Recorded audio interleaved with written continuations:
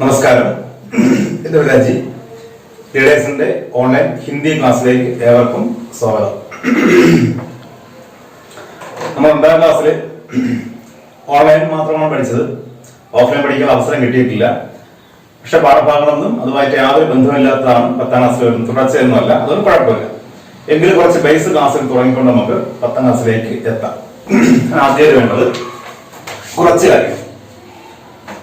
ആദ്യം പഠിക്കുന്ന പോർഷൻ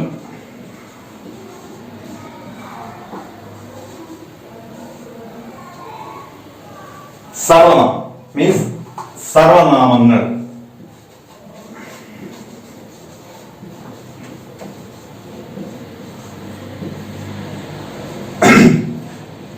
അതായത് നമ്മൾ ഉപയോഗിക്കുന്ന സർവനാമം എന്താണ്? സർവനാമം ഒരു നാമത്തിന് പകരം ഉപയോഗിക്കുന്ന നാമതുല്യമായ വാക്കുകളാണ് സർവനാമങ്ങൾ. നാമതുല്യം എന്ന് പറയുമ്പോൾ ഒരു പേര് പറയുമ്പോൾ ഇപ്പൊ രാജു എന്ന പേര് പറയുകയാണെങ്കിൽ അത് തുല്യമായ സർവനാമം അവൻ എന്ന് തന്നെ പറയണം. അത് നാമതുല്യമായ.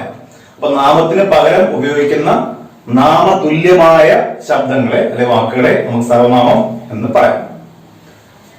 അതില്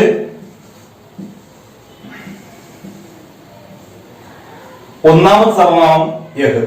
ഇതിന്റെ പ്രത്യേകത ഇതൊരു ഏകവചനമാണ്. പക്ഷേ പുല്ലിംഗ രൂപത്തിലും സ്ത്രീലിംഗ രൂപത്തിലും ഇത് എഴുതാം.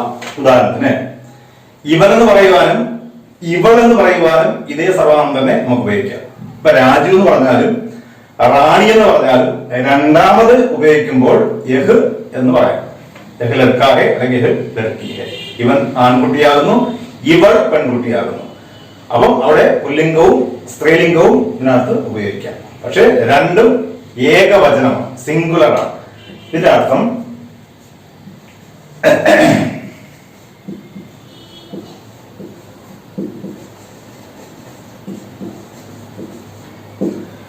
എന്തൊക്കെയാണ്? ഇവൻ, ഇവൾ, ഇത്, ഈ. ഇത് വ്യത്യസ്തമായ അർത്ഥങ്ങളാണ്. ഒരു പ്രാവശ്യത്തിൽ ഒരെണ്ണമേ ഉപയോഗിക്കത്തുള്ളൂ.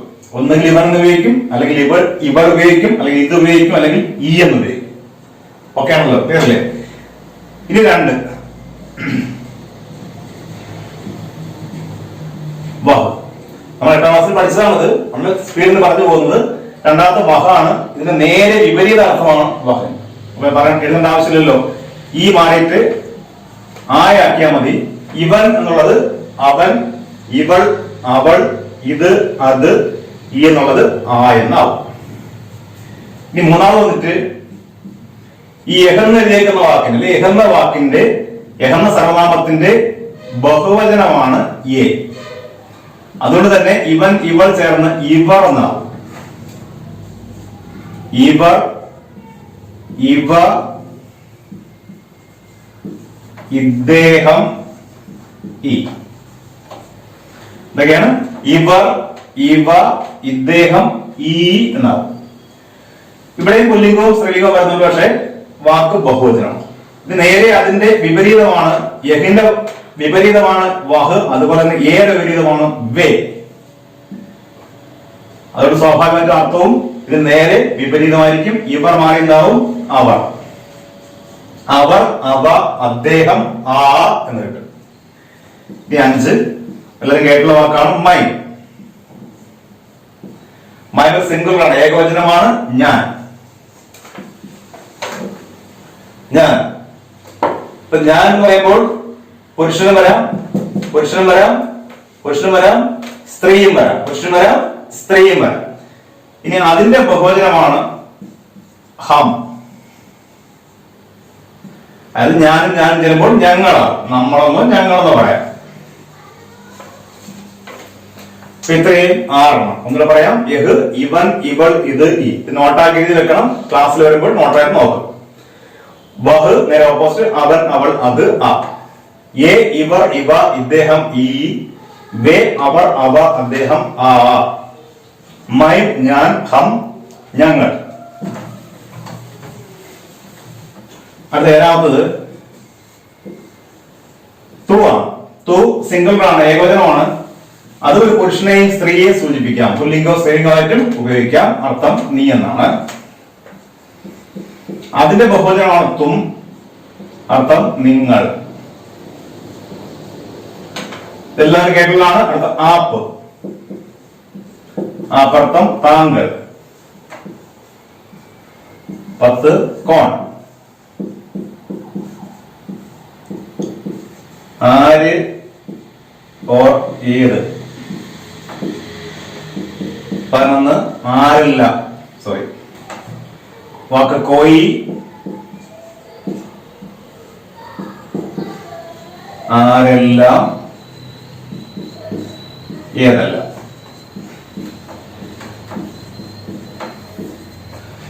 ഒന്നുകൂടി, തു സിംഗിളാണ്, ഏകവചനമാണ്, പുല്ലിംഗം സ്ത്രീലിംഗം ഉപയോഗിക്കാം. നീ എന്നർത്ഥം, തും ബഹുവചനമാണ്. നിങ്ങൾ എന്നർത്ഥം, ആപ്പ് ബഹുവചനമാണ്. ഇതിന്റെ പൂജക ബഹുവചനം കൊണ്ട് പറയും, അതായത് ഒരാളെ ബഹുമാനിക്കാൻ വേണ്ടി ഉപയോഗിക്കുന്ന വാക്കാണ് താങ്കൾ. കോൺ ആര് ഏത്, വ്യത്യാസമുണ്ട്. ആര് ആരെന്നൊരു വ്യക്തിയെയും ഏതെന്നൊരു വസ്തുവിനെയും സൂചിപ്പിക്കും. അടുത്ത കോയി ആരെല്ലാം ഏതെല്ലാം. ഈ വാക്കിന് മറ്റു പ്രത്യേകതകളുണ്ട്. ഇത് സംശയത്തെ സൂചിപ്പിക്കാൻ വേണ്ടി കൂടി ഉപയോഗിക്കും. ഇപ്പൊ കോയി ആരഹ എന്നുള്ള അർത്ഥം ആരോ വരുന്നുണ്ടെന്നാണ്. അപ്പൊ കോയി 3-4 സാൽ എന്ന് പറഞ്ഞ അർത്ഥം 3-4 വർഷം മുമ്പ് എന്നാണ് അർത്ഥം. അപ്പൊ അങ്ങനെ ഒരു സംശയം സൂചിപ്പിക്കാൻ വേണ്ടി, അവ്യക്തമായ എണ്ണങ്ങളെ സൂചിപ്പിക്കാൻ വേണ്ടി കൂടി കോയി ഉപയോഗിക്കും. ലാസ്റ്റ് 12 ജോ, കുറച്ചധികം അർത്ഥമുണ്ട്. ഏതൊരുവൻ, ജോ അർത്ഥം ഏതൊരുവൻ, അതിന്റെ സ്ത്രീലിംഗം വരും ഏതൊരുവൾ. അടുത്തത് ഏതൊരുവർ, ഏതൊന്ന് ഏവ. ഏതൊക്കെയാണ്? ഏതൊരുവൻ, ഏതൊരുവൾ, ഏതൊരുവർ, ഏതൊന്ന് ഏവ. ഏതൊരുവൻ, ഏതൊരുവൾ, ഏതൊരുവർ, ഏതൊന്ന് ഏവ. ഇത്രയുമാണ് സർവനാമങ്ങൾ. ആകെ 12 സർവനാമങ്ങൾ. 1 യഹ്, 2 വഹ്, 3 യേ, 4 വേ, അടുത്ത മൈൻ, ഹം, തു, തും, ആപ്, കോൺ, കോയി, ജോ. ഇതാണ് സർവനാമങ്ങൾ. അങ്ങനെ ആകെ 12 സർവനാമങ്ങൾ. അടുത്ത പോർഷൻ പറയുന്നത് പ്രത്യയം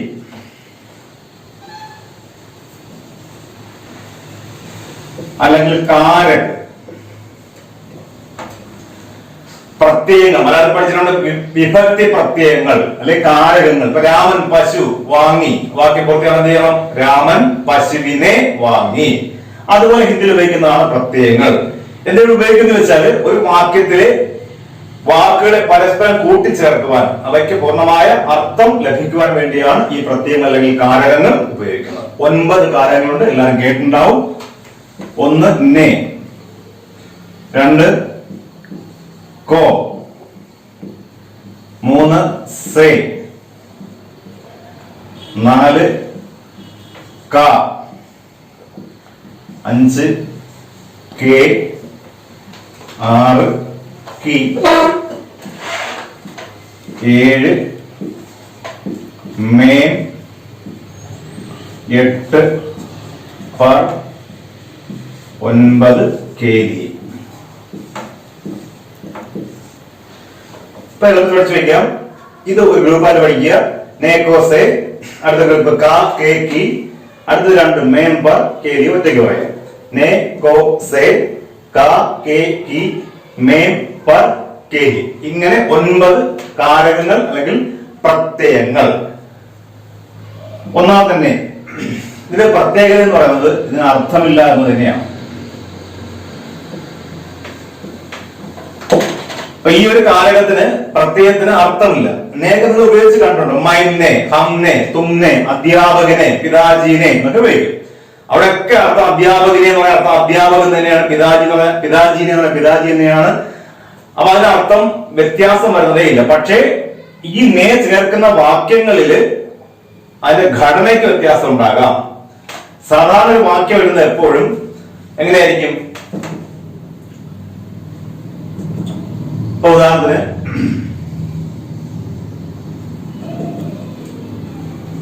രാമുനെ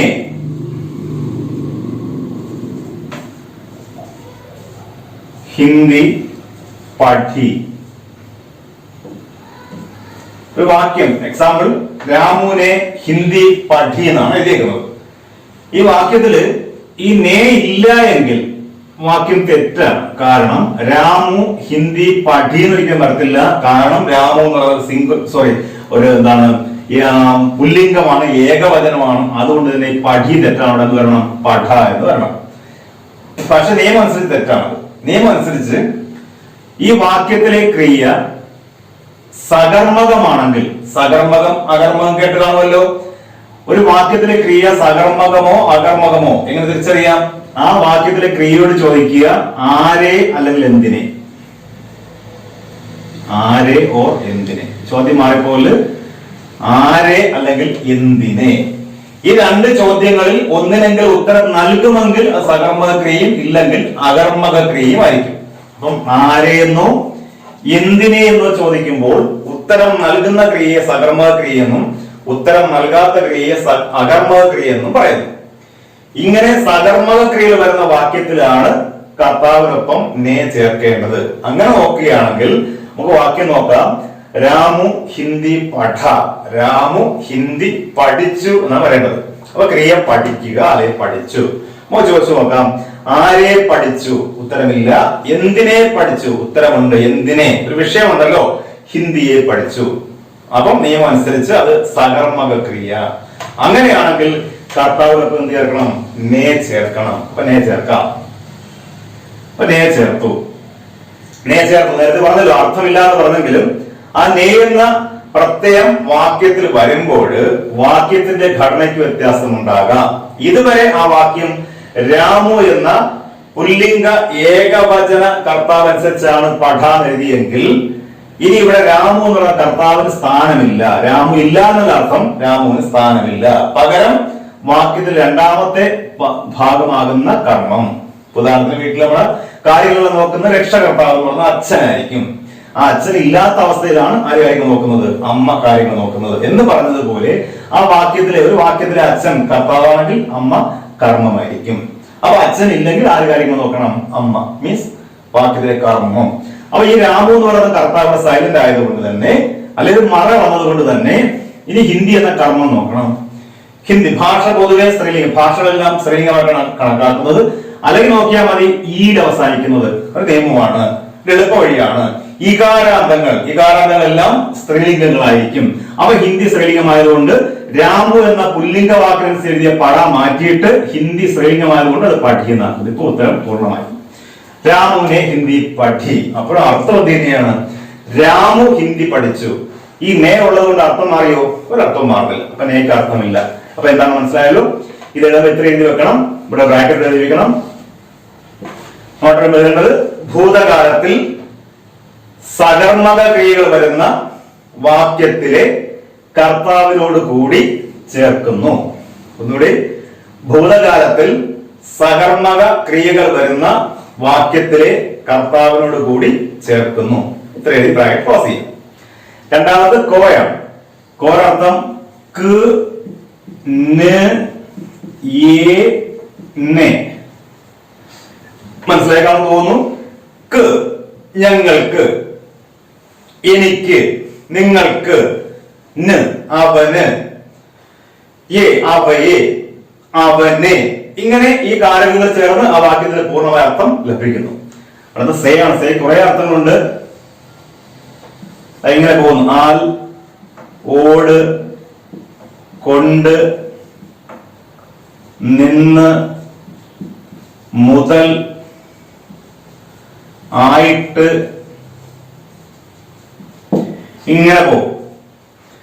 ആൽ വരും. അവനാൽ, ഓട് അവനോട്, അവളോട്, കൊണ്ട് ഇന്ന കാരണം കൊണ്ട്, നിന്ന് ഞാൻ വീട്ടിൽ നിന്ന് അല്ലെ സ്കൂളിൽ നിന്ന്, മുതൽ 1 മുതൽ 10 വരെ, 1 മുതൽ, ആയിട്ട് ഇന്ന കാരണമായിട്ട് ഇന്നത് കൊണ്ട്. അപ്പൊ ഇങ്ങനെയൊക്കെ സന്ദർഭം മാറ്റി എഴുതാവുന്ന വാക്കാണ് സേ. രാം ने രാവൺ സേ കഹ. അർത്ഥം രാമൻ രാവണനോട് പറഞ്ഞു. വഹ് ഉസ്സേ ബഡാ ഹേ. ഇതാണ് അവൻ അവളെക്കാൾ വലിയവനാണ്. അപ്പൊ കാൽ ഇങ്ങനെ വരും. അപ്പൊ ആൽ, ഓട്, കൊണ്ട്, നിന്ന്, മുതൽ, ആയിട്ട് എന്നൊക്കെ അർത്ഥമുണ്ട് സേക്ക്. അടുത്തത് കാ, കെ, കി. ഇതിന്റെ പ്രത്യേകത ഉള്ളത് ഇതിന് മൂന്നിനും ഒരേ മീനിങ് ആണ്. അതായത് വ്യക്തമായി തരാം. ഒന്ന് പുല്ലിംഗ ഏകവചനമാണെങ്കിൽ മറ്റത് പുല്ലിംഗ ബഹുവചനമാണ്, ഇത് സ്ത്രീലിംഗമാണ്. ഉദാഹരണത്തിന് ക എന്ന് പറയുന്നത് പുല്ലിംഗ ഏകവചനത്തിനോടുകൂടി. ഉദാഹരണത്തിന് ക കഴിഞ്ഞു വരുന്ന വാക്ക് പുല്ലിംഗ ഏകവചനമായിരിക്കണം. എക്സാമ്പിൾ രാം ഡാഷ് ബേട്ട. ഈ വാക്യം പൂർത്തിയാക്കണമെങ്കിൽ ഇവിടെ ചേർക്കേണ്ട കാരണം, ഇവിടെ കാരകം രാമന്റെ മകൻ എന്നാണ് മീനിങ് വരേണ്ടത്. ഇവിടെ കായോ കേയോ കീയോ ഇത് മൂന്നെഴുതിയാലും അർത്ഥം ശരിയാവും. പക്ഷെ നിയമം അനുസരിച്ച് ആ ഡാഷിന് ശേഷം വരുന്ന വാക്ക് നോക്കണം. അത് പുല്ലിംഗ ഏകവചനമാണെങ്കിൽ കാരണം, ബഹുവചനമാണെങ്കിൽ കേടണം, സ്ത്രീലിംഗമാണെങ്കിൽ കീഴണം. ഒരു സിമ്പിൾ വാക്ക് ഞാൻ പറയാൻ കാരണം പെട്ടെന്ന് മനസ്സിലാൻ വേണ്ടിയിട്ടാണ്. അത് എളുപ്പം പറഞ്ഞുതരാം. ബേട്ട എന്ന വാക്ക് നോക്കിയാൽ മതി, അത് ആയിൽ അവസാനിച്ചേക്കുന്നു. അതേ ആ ഇവിടെയും ഉണ്ട്. അപ്പൊ എന്തെഴുതും ഇവിടെ? കാ എഴുതും. ഉത്തരമായി രാം കാ ബേട്ട, രാമന്റെ മകൻ. ഇത് നോക്കിയാണ് ഈ വാക്യം മാറ്റിയിട്ടുള്ള കെ ആക്കി എ ആക്കി. കണ്ടോ? ബേട്ടയെന്നാക്കി. ബേട്ട അർത്ഥം മാറി മക്കൾ എന്നായി. അപ്പോഴും രാമന്റെ മക്കൾ തന്നെയാണ്. ഇതും അർത്ഥം തന്നെ, പക്ഷേ നിയമത്തിനനുസരിച്ച് തെറ്റാണ്. അപ്പൊ അവിടെ കേവം ഏവം ഏ വന്നപ്പോൾ കെ ആയി, ബഹുവചനായി. ഇവിടെ നമ്മൾ മാറ്റി എഴുതും രാം കെ. അപ്പൊ അർത്ഥം മാറിയില്ല, ആശയം മാറി. നിയമം അനുസരിച്ച് കെ മാറിയെങ്കിലും അർത്ഥം എന്തായി? ബേട്ട എന്ന വാക്ക് മാറിയതുകൊണ്ട് ബേട്ട മക്കളെന്നായി, മകൻ മക്കളെന്നായി. രാം കെ ബേട്ട, രാമന്റെ മക്കൾ. ഇനി ഞാൻ അവിടെ ബേട്ടിയാക്കുകയാണെങ്കിലോ സ്വാഭാവികം നിങ്ങൾ പറയും ഇവിടെ എന്തായിരിക്കും വരേണ്ടത്? തീർച്ചയായിട്ടും കീ തന്നെയാണ് വരേണ്ടത്. അപ്പൊ രാം കീ ബേട്ടി. കണ്ടോ? അപ്പൊ ഇവിടെ ഈ വാക്ക് മാറിയനുസരിച്ച് ഈ കാരകം മാറിക്കൊണ്ടേയിരുന്നു. പക്ഷെ അർത്ഥം മാറിയോ? ഇല്ല. അർത്ഥം ഇല്ല, ഒന്ന് തന്നെയാണ്. ഒന്ന് ഞാൻ ഉദ്ദേശിക്കുന്നത് എന്താണ്? ഈ കാരകത്തിന്റെ അർത്ഥം ഒന്ന് തന്നെയാണ്. മറ്റത് മകൻ മക്കൾ മകൾ എന്ന് മാറി, അതല്ലേ ഉദ്ദേശിക്കുന്നത്. ഇവിടെ ഈ ഒരു പോർഷന്റെ അർത്ഥം മാറുന്നതേ ഇല്ല. ഈ മൂന്ന് വാക്കുകൾ എന്തെഴുതി? രാമന്റെ മകൻ അല്ലെങ്കിൽ മക്കൾ അല്ലെങ്കിൽ മകൾ. മനസ്സിലായില്ലേ? അപ്പൊ അതിനാണ് മൂന്നെണ്ണം ഉപയോഗിക്കുന്നത്. അപ്പൊ ക കെ കി. അതുകൊണ്ട് തന്നെ നമുക്ക് ഒരുമിച്ച് എഴുതാൻ അതിന്റെ അർത്ഥം കായും കെയും കീയും അർത്ഥം ഇന്റെ, രാമന്റെ, സീതയുടെ, അവർക്കുള്ള, പറയൂലേ അവർക്കുള്ള, അല്ലെങ്കിൽ ലേ അവയിലേ. കണ്ടോ? അപ്പൊ ഇന്റെ, ഉടെ, ഉള്ള, ലേ എന്നിങ്ങനെ നാല് അർത്ഥങ്ങൾക്ക് വേണ്ടി അത് ഉപയോഗിക്കാം. വാക്ക് കായും കെയും കീയും മൂന്നിനും ഒരേ അർത്ഥം തന്നെയാണ്. ഒന്ന് പുല്ലിംഗ ഏകവചനം, ഒന്ന് പുല്ലിംഗ ബഹുവചനം, മറ്റത് സ്ത്രീലിംഗം. ഓക്കെ. ഇനി ഏഴാമത്തത് മേമാണ്. എഴുതുന്നത് മാറിപ്പോലും മൈമും മേമും രണ്ടാണ്. നേരത്തെ മൈം പഠിച്ചു ഞാൻ എന്നർത്ഥം. പക്ഷെ ഇവിടെ മേം ഒരു അടയാളമേ ഉള്ളൂ. ഇല്ലെന്നാണ് അർത്ഥം. ഇൽ ഇൽ അല്ലെങ്കിൽ അകത്ത്. ഉദാഹരണത്തിന് പേനയിൽ, പോക്കറ്റിൽ, മുറിക്കകത്ത്. അപ്പൊ ഇല്ലെന്നോ അകത്തുനിന്നോ സൂചിപ്പിക്കണമെങ്കിൽ അവിടെ മേം എഴുതി പൂരിപ്പിക്കാം. അത് എട്ടാമത്തത് പറ. ഉദാഹരണത്തിന് മേശ, മേശയുടെ പുറത്ത്, മേശയുടെ മുകളിൽ. രണ്ടും ആശയമൊന്നുമില്ല. പക്ഷെ ചില സ്ഥലങ്ങളിൽ നമുക്ക് മുകളിൽ എന്ന് പറയും. ഇപ്പൊ മരത്തിന് മുകളിൽ എന്ന് പറയും, മരത്തിന്റെ പുറത്തെന്ന് പറയില്ല. വീടിന് മുകളിൽ എന്ന് പറയാം, വീടിന്റെ പുറത്തെന്ന് വേണമെങ്കിൽ പറയാം. അപ്പൊ ആ ഒരു അർത്ഥവ്യത്യാസം പറയാൻ വേണ്ടി മാത്രമല്ല, രണ്ടും ആശയം ഒന്ന് തന്നെയാണ്. പുറത്ത് അല്ലെങ്കിൽ മുകളിൽ. പുറത്തെന്നോ മുകളിലെന്നോ ഉപയോഗിക്കായത് പർ. ലാസ്റ്റ് കേലി. കേലി മീൻസ് വേണ്ടി എന്നർത്ഥം. വേണ്ടി, എന്തിനു വേണ്ടി, ആർക്ക് വേണ്ടി, എനിക്ക് വേണ്ടി, നിനക്ക് വേണ്ടി, അവൾക്ക് വേണ്ടി. അപ്പൊ വേണ്ടി, കേലി എന്ന വാക്ക് കൂടെ ചേർന്ന് വന്നാൽ എന്താ അർത്ഥം? വേണ്ടി എന്നത്.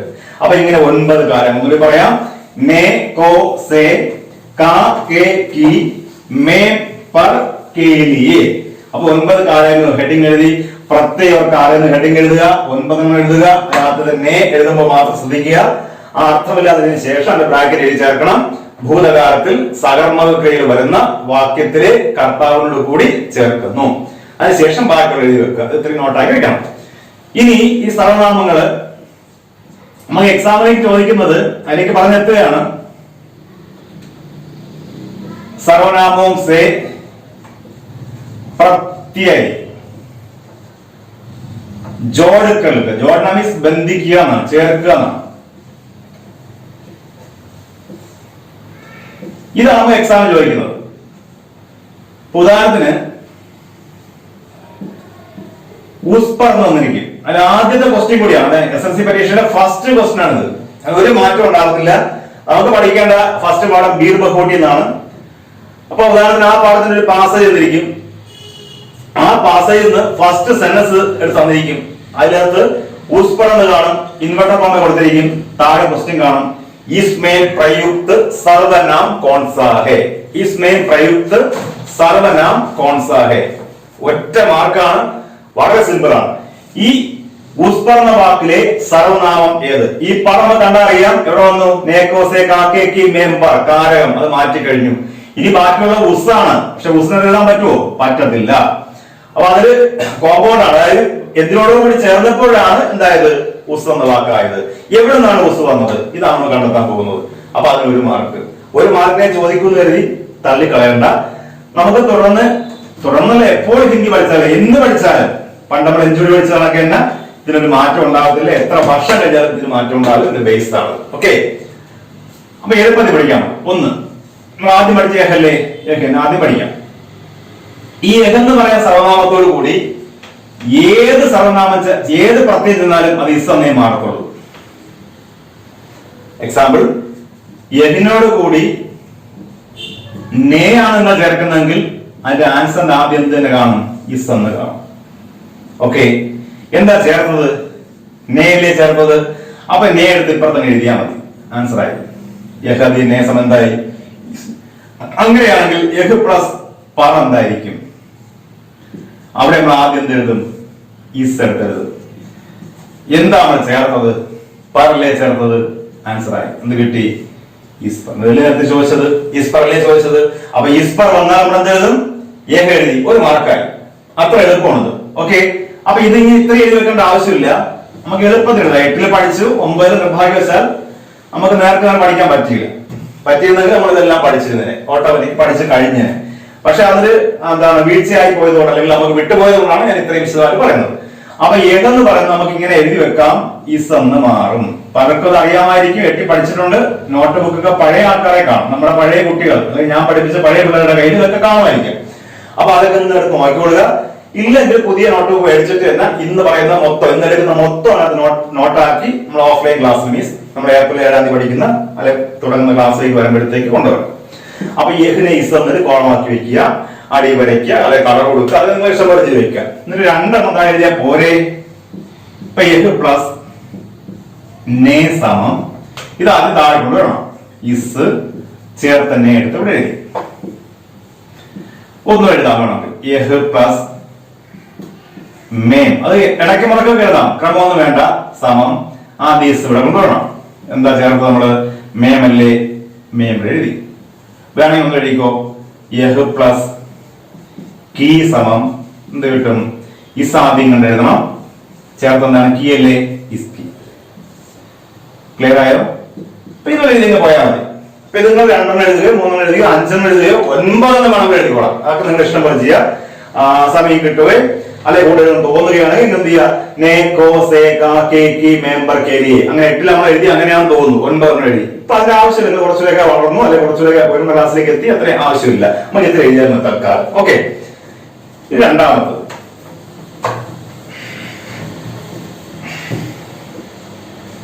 രണ്ട് വഹാണ്. നമുക്കറിയാം, നമ്മൾ പഠിച്ചപ്പോൾ തന്നെ പഠിച്ചു, യഹിന്റെ ഓപ്പോസിറ്റ് മീനിങ് ആണ് വാക്കിന്, അല്ലെ? അങ്ങനെയാണെങ്കിൽ യഹിസ് ആവുമെങ്കിൽ വഹ തീർച്ചയായിട്ടും എന്താവും? അതിന്റെ ഓപ്പോസിറ്റ് ഉസ് എന്നാവും. പിന്നെ ഞാൻ പറയേണ്ട ആവശ്യമില്ലെന്ന് തോന്നുന്നു, എല്ലാവർക്കും മനസ്സിലായി കാണും. എങ്ങനെ എഴുതും? വഹ് പ്ലസ് നേ സമം തീർച്ചയായിട്ടും എന്തായിരിക്കും? ഉസ് പ്ലസ് നേ, അല്ലെ ഉസ് നേ. ഇത്രയേ ഉള്ളൂ. അടുത്തത് എഴുതാം. വഹ് നേരത്തെ എഴുതാം, മാറ്റി ഒന്ന് എഴുതാം. വഹ് പ്ലസ് കേലി എഴുതാം. അതായത് ഏത് മാറുന്നില്ല എന്ന് കാണിക്കാൻ വേണ്ടിയാണ് അത് എഴുതിയത്. കേലി. അപ്പൊ ഉസ് പ്ലസ് അല്ലെ ഉസ് കേലി. ഈ ഉസ് ആദ്യം എഴുതുന്നു. എന്താ ചേർത്ത്? കേലിയല്ലേ, ആ കേലി കൂട്ടി എഴുതുന്നു. ഉസ് കേലി. ഓക്കെ, 2 മതിയല്ലോ. നിങ്ങൾ 3 4 വേണമെങ്കിൽ അഡീഷണൽ എഴുതി. 2 ഞാൻ പറയുന്നു.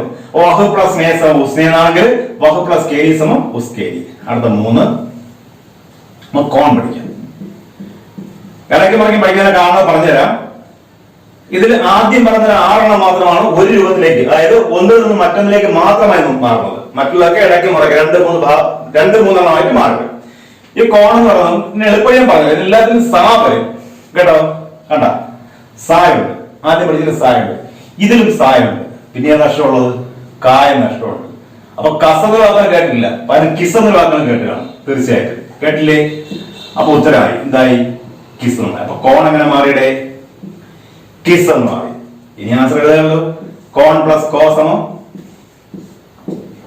എന്ത് കിട്ടും? ഇവിടെ എന്താണ് കിസ് അല്ലേ കിടക്കുന്നത്? അപ്പൊ കിസ് എന്താ ചേർത്ത് നമ്മള് കോ, എന്തായി? കിസ് കോ. ആൻസർ ആയി. ഇത്രയേ ഉള്ളൂ. ഇനി കോൺ പ്ലസ് കീ ആണെങ്കിലോ? കോൺ പ്ലസ് കീ ആണെങ്കിൽ എന്താവത്? Kiss key. കണ്ടോ?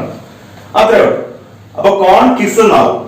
അപ്പൊ കോൺ പ്ലസ് കോ ആണെങ്കിൽ കിസ് കോ, കോൺ പ്ലസ് കീ ആണെങ്കിൽ കിസ് കീ എന്ന് പറയും. ഇനി കൂടുതൽ പഠിക്കേണ്ട വേറെ ഒന്നാണ് കോയിയാണ്. ആ രണ്ട് വാക്ക് തമ്മില് ഉച്ചരിക്കുമ്പോൾ അങ്ങനെയൊന്നും ഉച്ചരിക്കാൻ പാടില്ല, ഒറ്റ ഇതിനെ വായിക്കണം. പക്ഷേ ഞാൻ എന്നെ മറന്നു ധരിക്കാൻ വേണ്ടി അല്ലെങ്കിൽ തെറ്റായിരിക്കാൻ വേണ്ടി പറഞ്ഞുതരാം. നേരത്തെ നമ്മൾ കോൺ എന്ന് വായിച്ചെങ്കിൽ അവിടെയും ഈ അക്ഷരം എഴുതിയിരുന്ന കോൺ കോ അല്ലെ? ഇവിടെ എഴുതിയിരുന്ന അക്ഷരം തന്നെ, പക്ഷെ നമ്മൾക്ക് നീട്ടി വായിക്കണം. ഇവിടെ എന്താ നടക്കുന്നത്? ഈ എഴുതി നടക്കുന്നത്. ഇപ്പൊ കോയി നീട്ടി വായിക്കണം. ഇങ്ങനെയല്ല, ഇങ്ങനെ ഇടണം. അപ്പൊ എന്തായി? കോയി. അങ്ങനെ വായിക്കേണ്ട ആവശ്യമില്ല എങ്കിൽ അത് മറന്നു വായിക്കാൻ വേണ്ടി പറഞ്ഞതാണ് കോയി. അങ്ങനെ നേരത്തെ കോൺ വന്നവ കിസ് വന്നെങ്കിൽ ഇവിടെയും കായും കൊണ്ട് ഒരക്ഷം മുതൽ മാറി വന്നു. സാധനം ഓട്ടോമാറ്റിക് വരുമെന്ന് ഞാൻ പറഞ്ഞു. അങ്ങനെ എന്തുവരും ഇവിടെ? നേരത്തെ കിസ് എന്നല്ലേ വന്നത് തന്നെ. ഇവിടെ നമ്മൾ നീട്ടിയല്ലേ വായിച്ചേക്കുന്നത്. അപ്പൊ നമ്മുടെ വള്ളി കൊടുത്ത് നമുക്ക് നീട്ടി വായിക്കാം. അപ്പൊ എന്തായി? കിസി എന്നായി. ഇതൊക്കെ കുറെ ക്ലൂ ആയിട്ട് മനസ്സിലാക്കി വെക്കാം, പഠിക്കാം എളുപ്പത്തിന്. നമ്പർ 4 അല്ലേ? 4. അപ്പൊ കോൺ കിസ് എന്നായെങ്കിൽ കോയി എന്താവണം? കിസി എന്നാവണം. ദീർഘമുണ്ട്. കിസി. ഇത്രയേ ഉള്ളൂ. കഴിഞ്ഞു. അപ്പൊ എഴുതാം കോയി പ്ലസ് നേ സമം എന്ത് വരും? കിസീനെ. കിസീനെ. കണ്ടോ? കഴിഞ്ഞു. അടുത്ത കോയി പ്ലസ് നേരത്തെ ഒന്ന് എഴുതാം. കോയി പ്ലസ് നേ കോസേക്കാ കെ കി കെ എഴുതാം. പ്ലസ് കെ സമം കിസി കെ. കിസി കെ. കണ്ടോ? കോയി പ്ലസ് കെ സമം കിസി കെ. അടുത്ത 5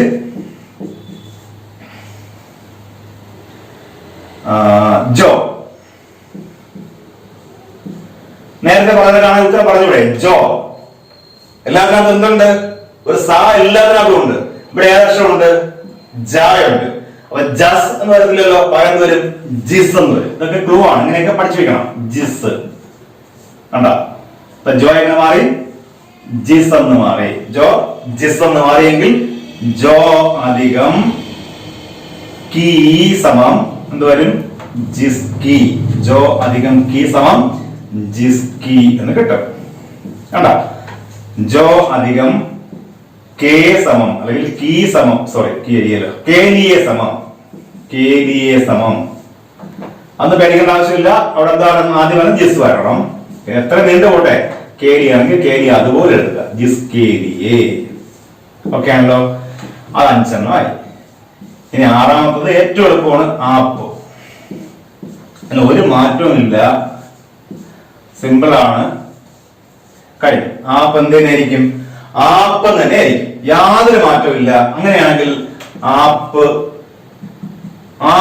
അധികം നേ സമം എന്തായിരിക്കും ഇവിടെ? അപ്പിനെ ആയിരിക്കോ ആപ്പിനെ ആയിരിക്കോ? അത് പലരും സംശയം ചോദിക്കുന്നത് പഠിക്കുന്ന സമയത്ത്. ആപ്പ് അധിക നേ സമയം അപ്പിനെയാണോ ആപ്പിനെയാണോ? നിങ്ങൾ ചിന്തിക്കേണ്ട കാരണമല്ല. ഇവിടെ എന്താണ് ചോദിച്ചേക്കുന്നത്? ആപ്പ് എന്തെന്ന് തന്നെ വരണം, ആപ്പ് തന്നെ വരണം. അങ്ങനെയാണെങ്കിൽ ആപ്പ് അധിക നേ അപ്പിനെ ആയിരിക്കോ ആപ്പിനെ ആയിരിക്കോ? തീർച്ചയായും എന്തിനു വരണം? ആപ്പത്തിൽ നമ്മൾ എഴുതേണ്ടത് ആപ്പിനെ. കണ്ട? ആപ്പതിനെ സമം ആപ്പിനെ. ഒരിക്കലും മാറ്റം ഉണ്ടാവുന്നില്ല. ഇനി സംശയം വരേണ്ട വേറൊന്നാണ്. ആപ്പ് പ്ലസ് പർ. ചിലർ ചോദിക്കുന്നതാണ്, അന്ന് പഠിക്കുന്ന ചോദിക്കുന്നതാണ്. ആപ്പ് പ്ലസ് പർ എങ്ങനെ എഴുതുക? അപ്പൊ ആപ്പ് പ്ലസ് പർ നിങ്ങൾ എങ്ങനെ എഴുതൂടെ? നിങ്ങൾ എന്താ പറഞ്ഞേക്കുന്നത്? ആപ്പ് മാറുന്നില്ല. അവിടെ എന്തിനു എഴുതണം? ആപ്പ് തന്നെ എഴുതണം. ഇനി എന്താ വരേണ്ടത്? പർ. അപ്പൊ അവിടെ സംശയം ഇതാണ് കുട്ടികളുടെ. ആപ്പ് പ്ലസ് പർ വരുമ്പോൾ ചേർത്ത് വായിക്കുമ്പോ ആപ്പർ വരുന്നില്ലേ? 2 പ. ഒരു പാടെ പകുതിയും ഒരു പ ആണോ? അല്ല. അവിടെ എന്തിനു വരണം? ആപ്പ് എഴുതണം, പറും എഴുതണം. ആപ്പ് പർ. ഓക്കെ. അപ്പൊ ഇത്രയാണ് ആദ്യത്തെ 6 എണ്ണം. ഇതാണ് പഠിക്കാൻ എളുപ്പത്തിലുള്ള 6 എണ്ണം. ഒന്ന് ഏക്ക് പഠിച്ചു, അത് ഇസന്ന് വരുന്നു. വാക്ക് പഠിച്ചു, ഉസന്ന് വരുന്നു. കോൺ പഠിച്ചു, കിസന്ന് വരുന്നു. കോയി പഠിച്ചു, കിസി എന്ന് വരുന്നു. പിന്നെ ജോ പഠിച്ചു, ജിസ് എന്ന് വരുന്നു. ആപ്പ് പഠിച്ചു, മാറ്റമേ ഇല്ല. ആപ്പ് എന്ത് വരും? ആപ്പ് എന്ന് തന്നെയായിരിക്കും തീർച്ചയായിട്ടും വരുന്നു. ഇത് 6 നമുക്ക് എളുപ്പത്തിൽ പഠിച്ചു കഴിയാവുന്നതാണ്. ഇനി ശേഷിക്കുന്നത് ബാക്കിയുള്ള 6 ചെറിയൊരു വ്യത്യാസമാണ് വരുന്നത്. ഉദാഹരണത്തിന് അതിൽ 7ാമത്തത് എ ആണ്. ഈ എക്ക് ചെറിയ വ്യത്യാസമുള്ളത് അതില് നേ എന്ന് പറയുന്ന വ്യത്യാസമാണ് എപ്പോഴും. ഉദാഹരണത്തിന് എ അധികം നേ എന്ന് പറയുമ്പോൾ എഴുതുന്നത് ഇൻ ഹോം നേ എന്നാണ്. എഴുതുന്നത് മാത്രമാണ്, വായിക്കുന്നത് ഇൻ ഹോം നേ എന്നല്ല, വായിക്കുന്നത് ഇനോം നേ എന്നാണ്. വായിക്കുന്നതാണ് ഇനോം നേ. ഇവിടെ ഹാ എന്ന് പറഞ്ഞ സൈലന്റ് ആണ്, അത് ഉച്ചരിക്കത്തില്ല. പകരം ഇനോം നേ എന്ന് വായിക്കണം. എഴുതുമ്പോൾ എഴുതണം ഇൻ ഹോം നേ തന്നെ എഴുതണം. അടുത്ത എ അധികം പറന്ന് വരുമ്പോൾ ഇൻ പറന്ന് കിട്ടും. കണ്ടോ? അടുത്ത എ അധികം കീ വരുമ്പോൾ ഇൻകി എന്ന് കിട്ടും. ഒരു കാര്യം മനസ്സിലായി കാണും തോന്നുന്നു. ഇവിടെ ഇന്നുണ്ട്, ഇവിടെ ഇന്നുണ്ട്, ഇവിടെ ഇന്നിന്റെ പകുതിയുണ്ട്. അപ്പൊ കോമൺ ആയിട്ട് എന്തെടുക്കാം? ഇന്നിങ് എടുക്കാം. ഓക്കെ ആണല്ലോ. അപ്പൊ എ ഇന്നെ വെക്കാം. പക്ഷെ ഒരു വ്യത്യാസമുള്ളത്, ഏതിനാണ് അത് ബാധകമല്ലാത്തത്? നേക്ക് അത് ബാധകമല്ല. അപ്പോൾ എഴുതി വെക്കണം നേക്ക് ബാധകമല്ല, നേക്ക് ബാധകമല്ല. ഒന്നുകിൽ ബാധകമല്ല, അല്ലെങ്കിൽ നേ ഒഴികെ. നിങ്ങൾക്ക് മനസ്സിലാവുന്ന ഭാഷയിൽ മനസ്സിലാവുന്ന രീതിയിൽ വെക്കുക. നേ ഒഴിച്ച് അല്ലെങ്കിൽ നേ ഒഴികെയുള്ള വാക്യ എട്ടണത്തിനും അതെന്തായിരിക്കും? ഇന്നായിരിക്കും. അപ്പൊ ഏതിയും പർസമം എന്തായിരിക്കും? ഇൻബർ. ഏതിയും കീ സമം എന്തായിരിക്കും? ഇൻകി. ഏതിയും മേം ഇൻമേം. ഏതിയും സേ ഇൻസേ. ഏതിയും കാ ഇൻക. ഏതിയും കെ ഇൻകെ. ഏതിയും കീ ഇൻകി. ഏതിയും കേലിയെ ഇൻകേലി. ബട്ട് ഏതിയും നേ സമം എന്തായിരിക്കും? ഇന്ന് ഓർത്ത് വയ്ക്കുക. ഇനി ഇതിന് നേരെ വിപരീതമാണ് പഠിച്ചത് വേ. പഠിക്കാൻ പോകുന്നത് ഒരു മാറ്റമില്ല, ഇതുപോലെ തന്നെയാണ് വേ. അത് നമുക്ക് ഇതുപോലെ പഠിക്കാം, നമുക്ക് ഉന്നത പഠിക്കാം. ഇവിടെ എഴുതി വെക്കാം നേ ഒഴികെ. ഒഴികെ എന്നോ ഭാഗമല്ലെന്നോ ഒക്കെ എഴുതാം. നേ ഒഴികെ. ഓക്കെ. അപ്പൊ വേ അധികം നേ സമം. ഇത് കമ്പൽസറി എഴുതണം. ആദ്യം തന്നെ എഴുതണം. സമം എന്ത് കിട്ടും? എ അധികം നേ ഇൻ ഹോം നേ ആണെങ്കിൽ വേ അധികം നേ ഉൻഹോം നേ. ഉൻഹോം നേ എന്ന് എഴുതണം. വേദിനെ സമം ഉൻഹോം നേ. വായിക്കുന്ന ഉൻഹോം നേ.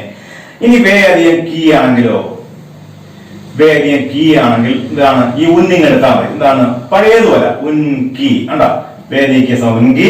വേദിയം പർ സമം ഉൻപർ. ഓക്കെ. ഇങ്ങനെ പോകും. വേദിയ കീ ആണെങ്കിൽ ഉൻകി, വേദിയം പർ ആണെങ്കിൽ ഉൻപർ. പക്ഷെ വേദിയം നേ ആണെങ്കിൽ ഉനോം നേ. വേദിയ സേ ആണെങ്കിൽ ഉൻസേ. വേദിയം കായ ആണെങ്കിൽ ഉൻക. വേദിയം കീ ആണെങ്കിൽ ഉൻകി.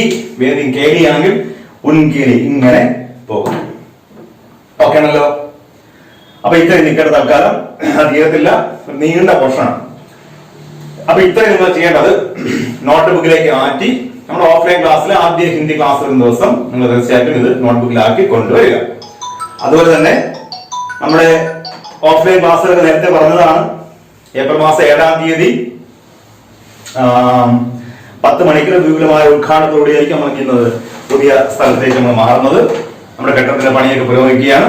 ഏകദേശം പണി അവസാനിക്കാറായിരിക്കുന്നു. 2-ാം നില വാർപ്പ് കഴിഞ്ഞു. ഇനി അതിന്റെ സൈഡൊക്കെ ഒന്ന് വൃത്തിയാക്കിയാൽ മാത്രം മതി. ഡസ്കും ബെഞ്ചും ഒക്കെ പണി തീർന്നിരിക്കുകയാണ്. എല്ലാ രീതിയിലുള്ള ഒരുക്കങ്ങളും പൂർത്തിയായിക്കൊണ്ടിരിക്കുന്നു. കൃത്യം 7-ാം തീയതി തന്നെ ക്ലാസ് നമുക്ക് ഓഫ്ലൈനായിട്ട് ആരംഭിക്കും. ഒരു വിശിഷ്ട വ്യക്തി നമ്മൾ അന്വേഷിക്കുന്നുണ്ട്, ഇതുവരെ കണ്ടെത്താൻ കഴിഞ്ഞിട്ടില്ല. നല്ലൊരു വ്യക്തിയെ കൊണ്ടുവരും, അദ്ദേഹത്തിനെ കൊണ്ട് എന്താണ് അതിനെ ഉദ്ഘാടനം ചെയ്യിപ്പിക്കും. അപ്പൊ എല്ലാവരെയും ഇന്നലെ പറഞ്ഞു, മെസ്സേജ് ഇട്ടായിരുന്നു, നിങ്ങൾക്ക് പരിചയമുള്ളവരെ എല്ലാവരെയും എന്ത് ചെയ്യുക, ഇതിലേക്ക് വിളിച്ചു ചേർക്കുക, അവരെ നമ്മുടെ ഗ്രൂപ്പിലേക്ക് കൊണ്ടുവരിക. നിങ്ങളാണ് ഞങ്ങളുടെ എന്താണ് ക്യാൻവാസിംഗ്. അതായത് ഞങ്ങൾ പറയുന്നതിനേക്കാൾ ഉപരിയായിട്ട് നിങ്ങൾ പഠിക്കുന്ന ഓരോ കുട്ടികളും അല്ലെങ്കിൽ നമ്മുടെ രക്ഷകർത്താവ് പറയുന്നതായിരിക്കും മറ്റൊരാൾ വിശ്വസിക്കുന്നത്, അല്ലെങ്കിൽ മറ്റൊരാളെ പറഞ്ഞ് എന്താ പറയാ കൺവിൻസ് ചെയ്യാൻ പറ്റുന്നത് നിങ്ങൾക്കായിരിക്കും. ഞങ്ങൾ പറയുമ്പോൾ അത് അതിശയോക്തിയായി പോകും. പകരം നിങ്ങൾ പറയണം, അതിനടുത്ത് അയച്ചാൽ സ്ഥാപനം മാത്രമേ പുതിയതുള്ളൂ. എടുത്തു പറയണം, സ്ഥാപനം മാത്രമേ പുതിയതുള്ളൂ, അവിടുത്തെ ഫർണിച്ചർ മാത്രമേ പുതിയതുള്ളൂ, ബാക്കിയെല്ലാം പഴയത്. അതായത് അധ്യാപകരെല്ലാം 5 വർഷത്താഴെ എന്താണ് ഉള്ള ആരുമില്ല. ഞാനൊക്കെ 27 വർഷത്തോളായി. അതിൽ ഉപരിയായിട്ട് അതിലും മേളിൽ ഉള്ളവർ. അപ്പൊ ഏകദേശം 10, 15, 20, 25 വർഷം പരിചയസമ്പന്ന അധ്യാപകർ മാത്രമാണ് നമ്മുടെ എന്താണ് ഇവിടുത്തെ അധ്യാപകർ ആയിട്ടുള്ളത്. എല്ലാവരെയും ഒട്ടുമിക്കവരെ നിന്ന് പരിചയമുള്ളവർ തന്നെയാണ്. പഴയ നിങ്ങൾ കണ്ട് പരിചയപ്പെട്ട അധ്യാപകർ തന്നെയാണ്. പിന്നെ പുതുതായിട്ട് 2-3 നല്ല അധ്യാപകരെ കൂടി നമ്മൾ കണ്ടെത്തിയിട്ടുണ്ട്. അപ്പം എല്ലാ രീതിയിലും വിപുലമായ സജ്ജീകരണത്തോടു കൂടി നമുക്ക് ഏപ്രിൽ മാസം 7-ാം തീയതി മുതൽ പുതിയ ഒരു സംരംഭം അല്ലെങ്കിൽ ഒരു പുതിയ സ്ഥാപനത്തിലേക്ക് നമുക്ക് മാറി നമുക്ക് പഠിച്ചു തുടങ്ങാം. ഓക്കെ, അപ്പൊ അടുത്ത ക്ലാസ് നമുക്ക് കാണാം. നമസ്കാരം.